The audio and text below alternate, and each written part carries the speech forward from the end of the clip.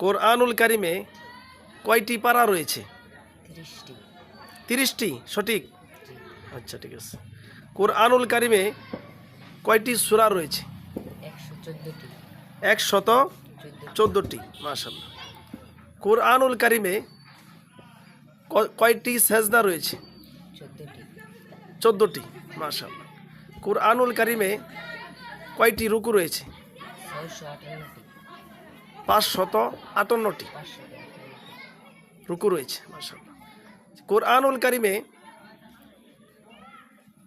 কয়টি আয়াত রয়েছে?